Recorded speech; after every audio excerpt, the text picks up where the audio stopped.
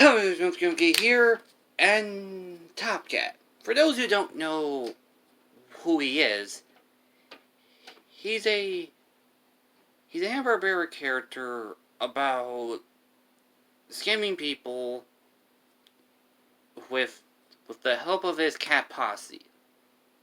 And like the Flintstones and the Jetsons, which all three were animated by Hanna-Barbera, aired on primetime television.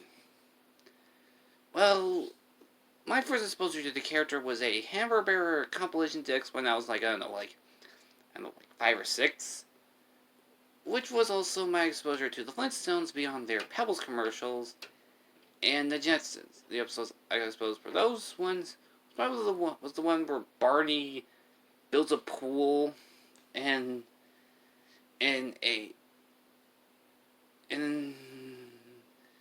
a similar plot to the movie with Judy dating a music star. But Top Cat's more popular in Mexico than in the US due to his sidekick Benny sounding more kawaii in the Spanish dub. And this leads us to our review. Top Cat Begins, which was animated in Mexico by Amida Studios. I probably butchered that. Which is a 2D 3D studio known for animating Legend Quest. There was also a film called Top Cat the Movie, which was a 3D CGI hybrid. But I've heard from reviews and it was considered not good. And I also have a funny story about this film. I actually bought this film at a Dollar Tree in a blizzard, and a day before Christmas Eve. Yeah.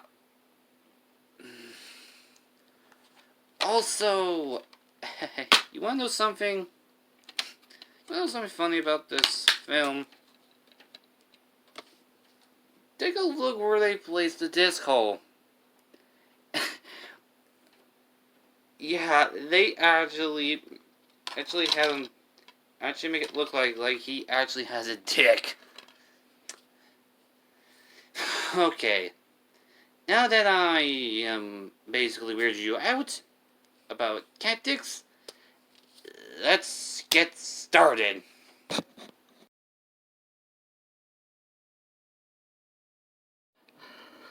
Our film starts with a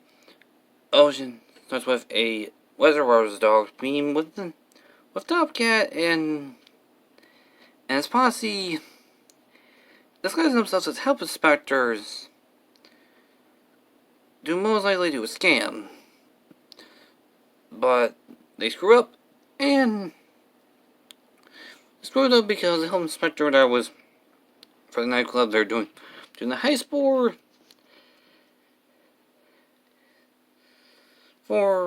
what's called by the owner, who is the film's villain, Mr. Big.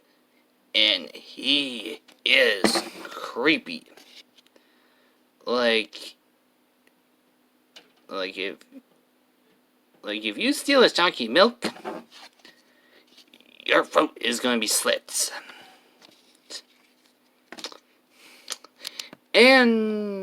And he also puts a hit on Top Cat, which leads to everyone wanting to kill him. And then flashback. Then we got a flashback, which shows the origin story of Top Cat and how he met his gang. Where it starts with him trying to get money, but is annoyed by a running gag of the show of Benny playing his violin, but he sucks at it. And so Top Cat thinks of an idea by actually getting people to pay to get Benny to stop playing it, to up to $50. Which also is where we meet Then we meet how Top Cat meets Officer Dibble. And then it leads to leading us to the viewer seeing where Benny lives in. And we see his mom, who's basically a bigger version of Benny in drag. And with the rather slow paced scenes of the film. And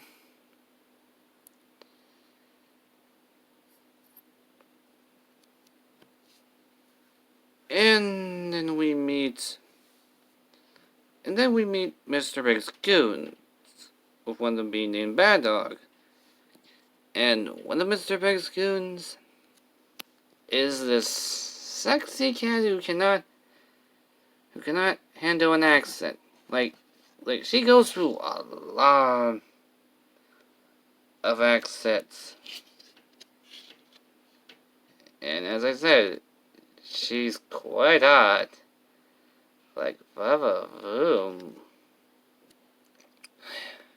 Which leads us to why Mr. Big is putting a hit on Top Cat and Benny. Because Top Cat stole some valuable diamonds, and so Officer Dibble disguises them as babies. Well, he describes himself as a mother, and sends them to Doomville, where we meet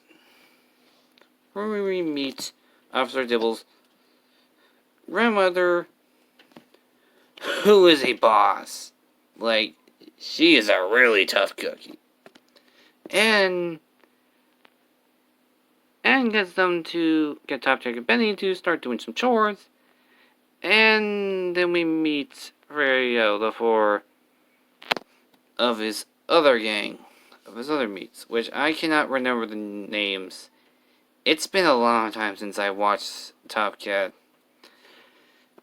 All I know is one is cool and pretty fancy, one was apparently a ladies' man, and one's dumb.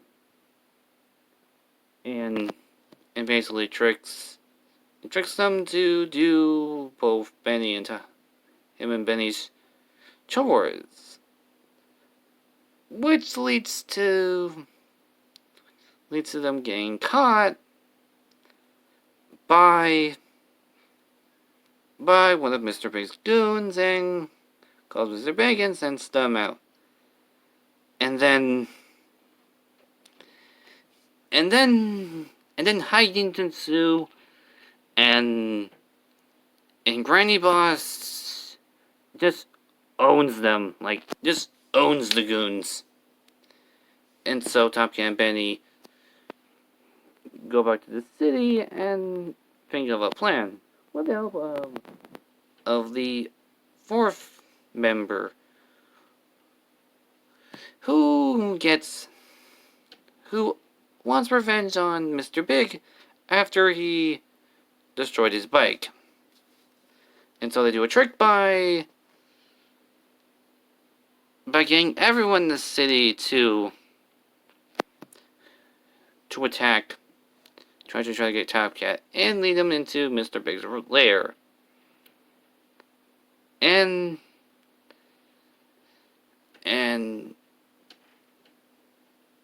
apparently the ladies' man uses some French to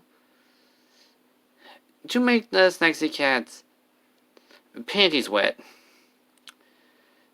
And the film ends with them in their usual pad, the other way.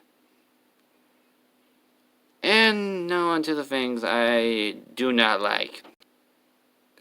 The pop songs in the film can date this film. And now on to the things I like. Like where to start.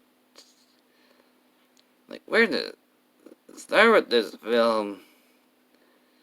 Such as how, despite this being a 3D film, a lot of the characters actually look pretty close to their 2D counterparts.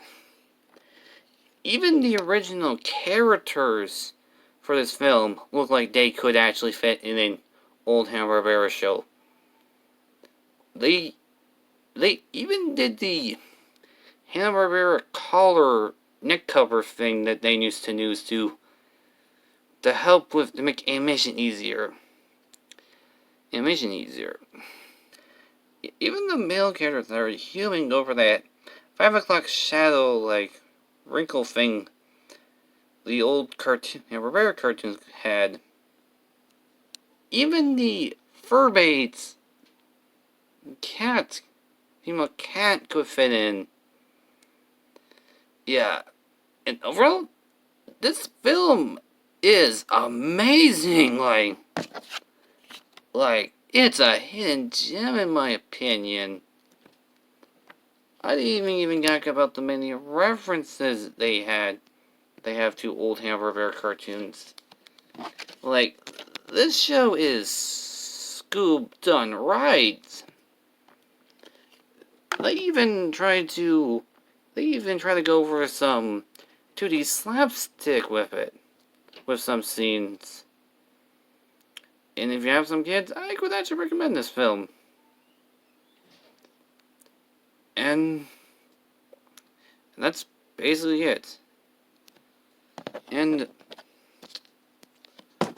according to my schedule, I'm going to do a retrospective on a film that turns 20 this year. I wonder what it is. The things I do for you, my gravestones.